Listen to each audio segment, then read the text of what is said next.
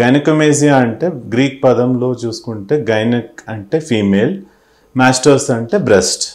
So మేల్స్లో female లాంటి breast develop అయినప్పుడు గైనకోమేజియా అంటాం. ఇంకో కండిషన్ ఏంటంటే సూడో గైనకోమేజియా.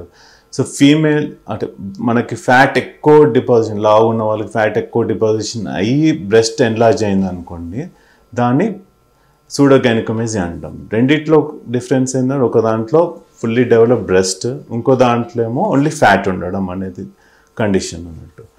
సో మామూలుగా పుట్టినప్పుడు చూసుకుంటే మేల్స్ కానీ ఫీమేల్ జెండర్లో రెండిట్లో సమానంగా సేమ్ ఉంటుంది టిష్యూస్.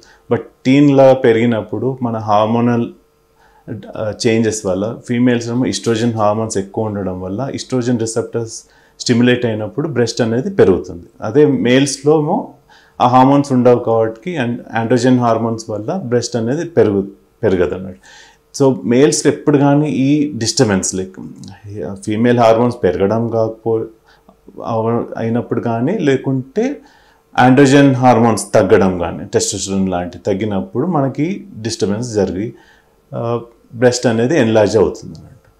సో కామన్గా ఏమవుతుందంటే లైక్ గైనకోమేజియా మెజారిటీ కండిషన్ అన్క్లియర్ అన్నట్టు. మనకి ఏ కారణం వల్ల ఇది వచ్చిందనేది చెప్పడం కష్టం. బట్ ఒక 10% ఏమవుతుందంటే కొన్ని పెథాలజికల్ కండిషన్స్ వల్ల కూడా మనకి పెరగచ్చు.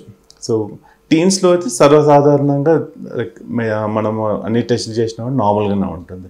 సో కొందరికి ఏదైనా డౌట్ఫుల్ సెకండరీ సెక్షువల్ క్యారెక్టర్స్ పెరగలేదు అనుకుంటే అప్పుడు మనం టెస్ట్ చేస్తామని హార్మోనల్ అసెస్ చేస్తాం. దీంట్లో ఏమైనా తేడా ఉంటే ఆ ట్రీట్మెంట్ ఇస్తే most of the time recover అయ్యే ఛాన్స్ ఉంటుంది. ఇప్పుడు ఏజ్ పరంగా కొందరు చూస్తే వీళ్ళకి లివర్ ఫెయిలియర్ అయిన వాళ్ళకి, లేకపోతే కిడ్నీ ఫెయిలియర్స్ ఉన్న వాళ్ళకి, థైరాయిడ్ ఎక్కువ ఉత్పత్తి, థైరోటాక్సికోసిస్ అంటాం, ఇట్లాంటి కండిషన్స్లో కూడా గైనకోమేజియా వచ్చే ఛాన్స్ ఉంటుంది. కొన్ని డ్రగ్స్ వల్ల కూడా మనకి డిస్టర్బెన్స్ రావచ్చు. లైక్ ప్రాస్టేట్ క్యాన్సర్స్ ఉన్నాయి, దాంట్లో యాంటీ ఆండ్రోజన్ ట్రీట్మెంట్స్ ఇస్తాం. సో దానివల్ల కూడా బ్రెస్ట్ అనేది ఎన్లార్జ్ అవుతుంది.